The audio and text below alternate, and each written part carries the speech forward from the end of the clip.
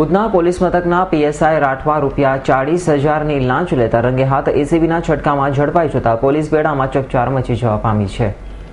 રૂપિયાની લેતી દેતીમાં માથાભારે અનિલ ઘાટી સહિત 4 સામે ઉધના પોલીસ મથકમાં ગુનો દાખલ કરાયો હતો, જેમાં ઉધના પોલીસે એક ઈસમ નામે ઘનશ્યામ મોકાણીની ધરપકડ કરી હતી, જે કેસમાં તેને પોલીસ રિમાન્ડ લઈને માર નહીં મારવા અને સામેવાળા સાથે સમાધાન કરવાની વાતને લઈને ઉધના પોલીસના પીએસઆઈ કે.એમ. રાઠવાએ આરોપીના ભાઈ સંજય મોકાણી પાસેથી ₹40,000ની રકમ માંગી હતી, જેને લઈને સંજય મોકાણીએ સુરત એસીબીમાં ફરિયાદ કરતા એસીબીના સ્ટાફે સાંજે છટકું ગોઠવીને પીએસઆઈ કે.એમ. રાઠવાને રંગે હાથે 40,000ની લાંચ લેતા ઝડપી પાડ્યા હતા।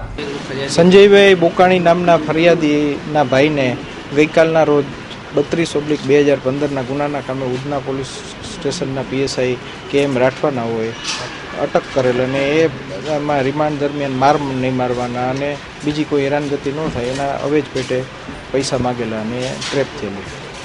કેટલા પૈસા માંગેલા? એટલે એમને કીધેલું કે ₹50,000 લઈને આવજો, પણ ફરિયાદીની પાસે સગવડ ન હોય એમને ₹40,000 લઈ અને રકઝકના અંતે ₹40,000 લઈ લીધેલા।